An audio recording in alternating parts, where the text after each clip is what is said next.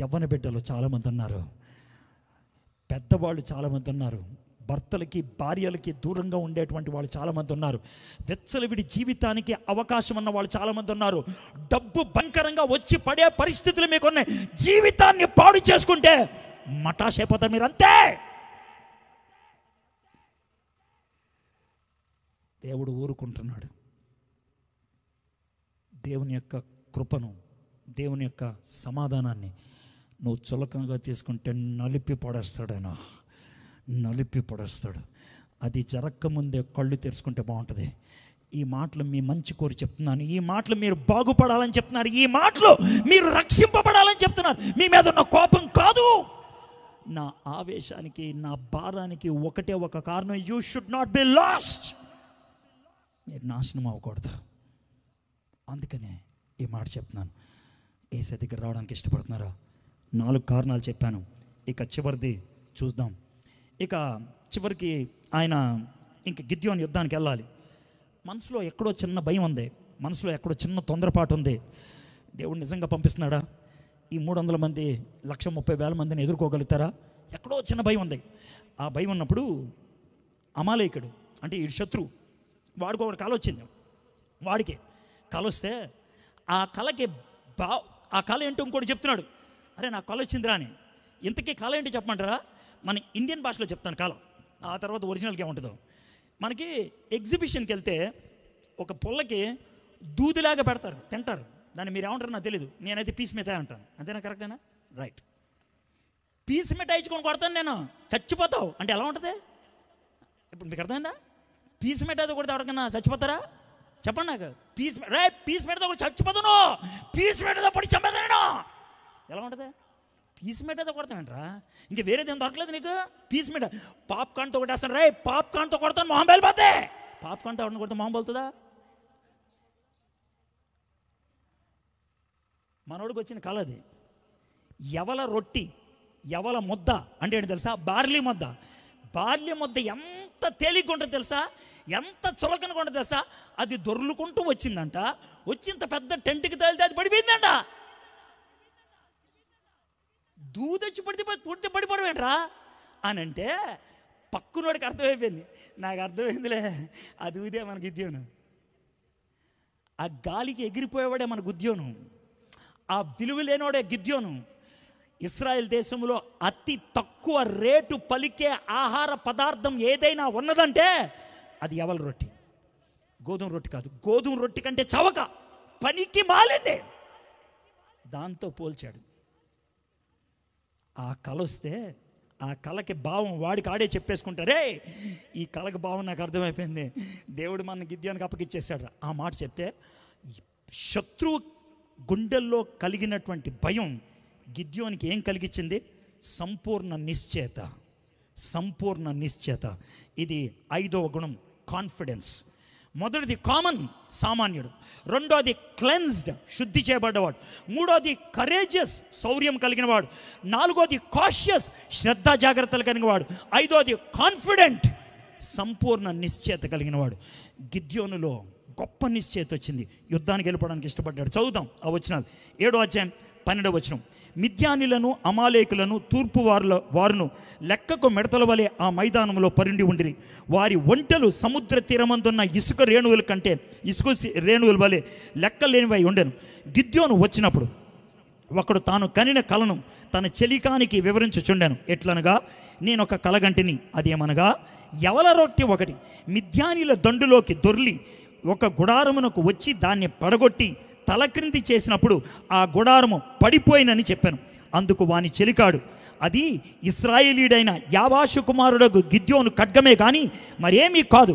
దేవుడు మిద్యానీయులను ఈ దండంతను అతని చేతికి అప్పగించబోచున్నాడని ఉత్తరమిచ్చాను.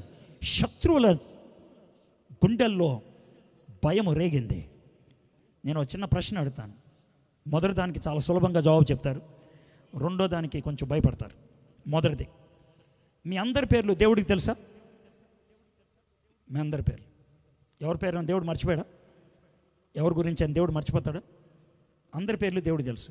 మీ అందరి హృదయాల్లో ఏమన్నాయో దేవుడికి తెలుసా? తెలుసు. మీరందరూ ఇప్పుడు ఏ స్థితిలో ఉన్నారు దేవుడు తెలుసా? తెలుసు. You are right. ఇప్పుడు రెండో ప్రశ్న అడుగుతున్నాను, జాగ్రత్త జవాబు చెప్పండి. మీ అందరి గురించి సాతానికి తెలుసా?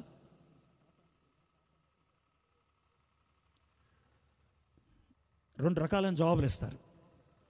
ఒకటి ఎలా జవాబు ఇవ్వాలో తెలియకుండా ఆగిపోయేవాళ్ళు, ఇంకోళ్ళు అందరికీ తెలుసండి, అందరి గురించి తెలుసు. నిజం చెప్తాను, ఇక్కడున్న చాలామంది గురించి సాతానికి తెలియదు. వాడు తెలుసుకోవాల్సిన పని లేదు. సాతానుడు ఎవడి పేర్లు తెలుసుకుంటాడు తెలుసా? సేవ చేసేవాళ్ళ పేర్లు తెలుసుకుంటాడు, ఆయన కెలుకుతాడు. నువ్వు ఏమైనా చేస్తున్నావా నిన్ను కెలకడానికి? నువ్వే కెలుకుడు, ఇక నిన్ను గెలికేది ఏముంది? నువ్వే చెడగొట్టేది, ఇక నిన్ను చెడగొట్టేది ఏముంది? నువ్వే ఇతరులను పాడు చేసేది, ఇక నిన్ను పాడు చేసేది ఏంటి? నువ్వు పాడైపోయిన దుష్టాత్మ కలిగిన వ్యక్తివి, నీ దగ్గర ఇంకో దుష్టాత్మ రావాలా? సాతానుడికి నువ్వెవరో తెలియదు. ఒకవేళ కనుక సాక్ష్యం ఇస్తుంటే, దేవా ఈ సాతానుడు కానీ నన్ను పడేసి, రే నోర్మి నువ్వెవడవన్నా తెలియదా అంటే సాతానుడు ఆ మాట అంటాడు. మీకు బాగా అర్థం అవడానికి ఈ మాట చెప్తున్నా. ఇంటికి వెళ్ళిన తర్వాత చూడండి, అపోస్తలుల కార్యం 19వ అధ్యాయంలో ఈ సన్నివేశం ఉంటుంది. పౌలు భక్తుడు అద్భుతమైన పరిచర్య చేస్తున్నాడు. ఎఫెస్ అనే పట్టణంలో పరిచర్య చేస్తుంటే ఆ ఊరిలో ఒక యాజకుడు ఉన్నాడు. ఆడు అన్యదేవతల యాజకుడు, ఆడు పూజారి. వాడికి ఒక 7 కొడుకులు ఉన్నారు. వాళ్ళు ఏం చేశారంటే, మన ప్రస్తుత స్పీకర్లు ఉంటారు కదా, దినకరన్ ఎలా ప్రార్థన చేస్తే ఈడు కూడా ఇలా ప్రార్థన చేస్తే పని అయిపోద్ది అనుకుంటాడు. యేసు నామములో అని అంటాడు వీడు, స్వరం మార్చేసి. అంటే ఆ విధంగా రిపల్సివ్గా మాడితే పని అయిపోద్ది అనుకుంటాడు. ఈడు కూడా అలాగే అనుకున్నాడు. యేసు నామములో, పౌలు బోధిస్తున్న యేసే నామములో, సాతానా బయట అంటే ఆడు బయటకు వచ్చాడు. అరే నాకు యేసే తెలుసు, పౌలు తెలుసు, నువ్వెవడరా? Same dialogue. నాకు యేసే తెలుసు, పౌలు తెలుసు, నువ్వెవడరా? నువ్వెవడరా నన్ను పిలిచా? నీ పేరేంట్రా? మీ ఊరేంట్రా? నీ బతికేంట్రా అని అంటే, బట్టలు ఓడబిక్కొని వెళ్ళిపోయాడు. బైబిల్లో ఉన్నవాడిదే. బట్టలు ఓడబిక్కొని వెళ్ళిపోయాడు, బట్టలో సిగ్గు లేకుండా వెళ్ళిపోయాడు. సాతానుడు నీ ముందు నిలబడి మాట్లాడితే సిగ్గుపోద్దా అనేది? రే నీ బతుకు నాకు తెలుసు, నువ్వెవడవో నాకు అనవసరం. కానీ ఇప్పుడు చెప్తాను, నీ జీవితం ఎల్సిడి స్క్రీన్లో చూపిస్తానా అంటే వద్దులే అని కాళ్ళు పట్టుకుంటావు. సాతాను కాళ్ళు, పరువు పోద్దని. ఇది పరిస్థితి. అయితే కాన్ఫిడెన్స్ అంటే ఏంటి తెలుసా? శత్రువుకి భయపడనటువంటి కాన్ఫిడెన్స్, శత్రు గుండెలో భయాన్ని రేపే కాన్ఫిడెన్స్, శత్రువుకి వణుకు పుట్టే కాన్ఫిడెన్స్ దేవుడు నీలో పెడతాడు. దేవుని యొక్క కృపను బట్టి ఈ మాట చెప్తున్నాను. హిందూ వెబ్సైట్ శివశక్తి ఫేస్బుక్ పేజ్లో చాలా కాలం దాకా నాదొక వీడియో వైరల్ అయి ఉంది. ఇప్పటికీ ఉంటుంది వీడియో వైరల్. నా వీడియో నేను చచ్చిపోవడానికి సిద్ధం అని ఇలా మాట్లాడుతున్నదాన్ని వాళ్ళ కింద వాళ్ళు ఇచ్చిన కామెంట్, రే ఈడ్రా నిజమైన క్రైస్తవుడు, మనం భయపడితే ఈడికి భయపడాలి. వాళ్ళ డైలాగ్ అది. శివశక్తి ఫేస్బుక్ పేజ్ మీద మనం ఆలోచిస్తే ఈడి గురించి ఆలోచించాలి. ఈడి గురించి చచ్చిపోవడానికి రెడీ అంటున్నాడు రాడు, చచ్చిపోవడానికి రెడీ. ఇంకో వీడియో వచ్చింది చూడరాడు, భారతదేశం మారిపోలేదని ఏడుస్తున్నాడు రా, భారతదేశం మారిపోలేదని ఏడుస్తున్నాడు రా. ఇది శత్రువులకు వణుకు పుట్టే బతుకుంటారా నీకు? లేకపోతే అది నీదో బతుక, కుక్క చావునిది, కుక్క బతుకునిది. ఆ బతుకొద్దు, దేవుని కోసం జీవించే బ్రతుకుండాలి. గిద్యోనికి ఈ 5 లక్షణాలు ఉన్నాయి. హీ వాజ్ సామాన్యుడు. కానీ ఎప్పుడైతే దేవుణ్ణి ధరించుకున్నాడో, హీ స్టార్టెడ్ క్లెన్సింగ్ హిమ్సెల్ఫ్, శుద్ధుడయ్యాడు. హీ బికేమ్ కరేజియస్, శౌర్యం వచ్చింది. హీ బికేమ్ కాషియస్, శ్రద్ధా జాగ్రత్తలు వచ్చినాయి. దేవుడు తనలో సంపూర్ణ నిశ్చయత ఇచ్చాడు, కాన్ఫిడెన్స్. 300 మందితో 130,000 మందిని హతమార్చాడు. ఈ భారతదేశంలో దేవుడికి కొంతమంది కావాలి. నువ్వు ఉంటావా? Will you be there? నువ్వు ఉంటావా? ప్రభువా నన్ను వాడుకో అని అనగలవా? ఒక సాక్ష్యం చాలాసార్లు చెప్పాను, బట్ స్టిల్ ఈ మూమెంట్లో చెప్పాలనిపించింది. పిఎస్ స్వామి గారు బాపట్ల అనే ఊరు వెళ్ళారు. ఒక యూత్ మీటింగ్లో మాట్లాడుతూ ఉంటే ఒక లెక్చరర్ గారు వచ్చి, సార్ నేను ఈ ఊర్లో లెక్చరర్ని, మా అమ్మాయికి ఒంట్లో బాగాలేదు సార్, నా పేరు దశరథరామ్, మేము బ్రాహ్మణులు అని అంటే, స్వామి గారికి ఒక ఆశ పుట్టుకొచ్చింది, బ్రాహ్మణుడు అడుగుతున్నాడు వెళ్ళాలి అనేసి. కాకపోతే ఈలోగా మీటింగ్ ఆయన అన్నాడు, మధ్యాహ్నం మీకు సెషన్ ఉంది సార్, మీరు ఎలా వెళ్తారు సార్ అని అన్నాడు. ఈయన ఆలోచిస్తూ ఉంటప్పుడు ఆ మీటింగ్ ఆయన అన్నాడు, అన్న సాయంత్రం పాపను తెచ్చేయండి, స్వామి గారు వాక్యం చెప్తారు, వాక్యం వింటది, తర్వాత ప్రార్థన చేస్తారంటే సాయంత్రం వ్యాన్లో వచ్చాడు ఆయన. మంచం తీసుకొని వచ్చాడు. అమ్మాయి మంచానికి పరిమితం అయిపోయింది. మంచం మీద ఉన్న ఆ అమ్మాయిని చూస్తూ పాపకి ఏమైందండి అని అన్నాడు.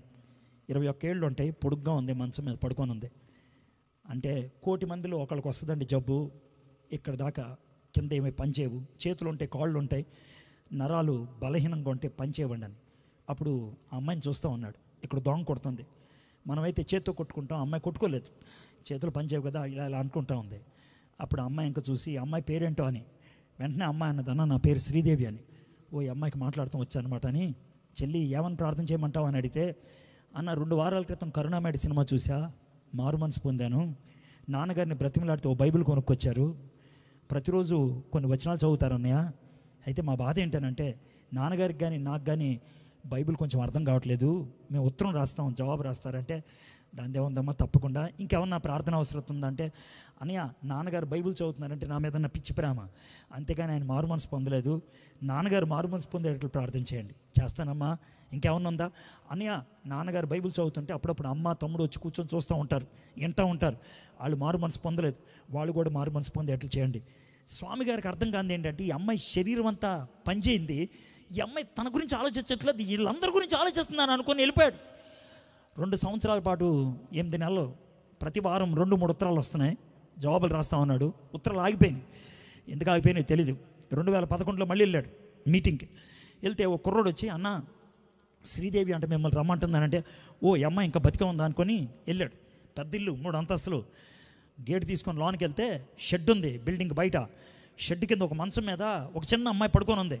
ఎవరో ఆయన దగ్గరికి వెళ్ళి చూశాడు, ఈ అమ్మాయి చిన్నగా అయిపోయింది. అమ్మ చెల్లి అన్నాడు. అన్నయ్య మీరు వచ్చారా, కూర్చోండి అన్నయ్య, దేవుడు ఎంత మంచోడు మీతో చెప్పుకోవాలన్నయ్య అని అంటే, ఇదేంద్రా బాబు అని అనుకుంటున్నాడు.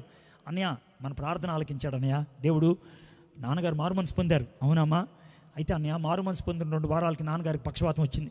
పక్షవాతం వస్తే మంచం వేసి ఇక్కడ పడుకోబెట్టారు అన్నయ్య. ఎక్కడే పడుకోబెట్టారు? నాన్నగారు అక్కడ పడుకున్నప్పుడు అంతకుముందు నాకు స్నానం చేయించేది మా నాన్న, నాకు బట్టలు వేసేది మా నాన్న, నాకు అన్నం పెట్టేది మా నాన్న, నాకు ట్యాబ్లెట్లు వేసేది మా నాన్న, నాకు నీళ్ళు తాగిపించేది మా నాన్న, నాకు తలదూవేది మా నాన్న. ఇప్పుడు ఆయన పడుకొని ఉంటే నాకు ఆకలేస్తుంది, నాకు నీళ్లు కావాలి అని అరిస్తే ఎవరు రాకపోతే ఆయన ఏడుస్తూ ఉండేవాడు. ఈ పక్క నుంచి నీళ్లు కారుతూ ఉంటే చూసి ఏడ్చేవాడు నేను. దేవుడిని అడిగాను, ఏం ప్రభా నాన్నగారు ఏడుస్తున్నారు, నాకు నచ్చదో, నువ్వు మార్మన్స్ పొందేటట్లు చేసావుగా, నేను రక్షించుకున్నాక నాన్నగారిని తీసేసుకో అని అడిగా. దేవుడు ఎంతో మంచోడు, 2 వారాలు నాన్నగారిని తీసేసుకున్నాడు. నాన్నగారు వెళ్ళిపోయిన తర్వాత నా జీవితం హాయిగా ఉంది. ఏం హాయిగా ఉంటుందిరా బాబు అని అనుకున్నాడు. అని ఆ నాన్నగారు చచ్చిపోకముందు బ్యాంకులో డబ్బులు వేశారు, ప్రతి నెల ఇంట్రెస్ట్ ఇస్తారు. ఈ ఊర్లో గురవయ్య అనో రిక్షా ఆయన ఉన్నాడు, ఆ ఇంట్రెస్ట్ అంతా గురవయ్యకి ఇచ్చేస్తాను. వారానికి 3 రోజులు నా దగ్గర ఉంటాడు, ఇంకా కిరాయిలకి వెళ్ళడు. ఆ 3 రోజులు ఒక రోజు హాస్పిటల్కి, ఒక రోజు కాలేజీకి, ఒక రోజు పోస్ట్ ఆఫీస్కి తీసుకెళ్తాడు. దుప్పటి మీద బయట దుప్పటి పరిచి పెట్టి నన్ను పడుకోబెడతాడు. ఆ బయట ఉండి అరుస్తాను, యేసయ్య నిజమైన దేవుడని. చాలామంది అడుక్కునేదాన్ని అనుకోని డబ్బులు ఇస్తారు. నేను చెప్తా, నేను అడుక్కునేదాన్ని కాదు, నేను దశరథనం గారి అమ్మాయిని, బ్రాహ్మణ అమ్మాయిని, యేసుప్రభుని అంగీకరించానని. కొంతమంది కోపం వస్తుంది, కొంతమందికి అనుమానం వస్తుంది, కొంతమందికి ప్రశ్నలు ఉంటాయి, వెనక్కి తిరిగి వచ్చి అడుగుతారు. నాకు తెలిసిన జవాబులని చెప్తూ ఉంటే ఇప్పటికి 3 మారు మనసు పొంది బాప్తీసం తీసుకొని యేసుప్రభు దగ్గరికి వచ్చారన్నయ్య. ఇది నా పరిచర్య, ఈ పరిచర్య గురించి ప్రార్థన చేయండి. ఆయనకి ఏం చెప్పాలో అర్థం కాక వెళ్ళిపోయాడు. 2016లో మళ్ళీ వచ్చాడు 5 ఏళ్ల తర్వాత. ఒక మీటింగ్లో కూర్చొని ఉన్నాడు, పక్కన శ్రీనివాస్ గారు అని పాస్టర్ గారు ఉన్నారు. పాస్టర్ గారు సాక్ష్యం చెప్పడానికి వెళ్తూ, సార్ నా సాక్ష్యం తర్వాత మీరే వాక్యం, నా సాక్ష్యం ఎండింగ్ మీరు వినండి అనంటే వెళ్ళి చెప్తున్నాడు. సాక్ష్యం ఎండింగ్లో, ఈరోజు నాకు సాక్ష్యం చెప్పడం దేవుడు నాకు ఇచ్చిన భాగ్యం, నా ఆత్మీయ తల్లిని ప్రభువులోకి నడిపించిన ఆయన ఇప్పుడు వాక్యం చెప్తాడు అని అన్నాడు. అప్పుడు అర్థమైంది శ్రీదేవి అని.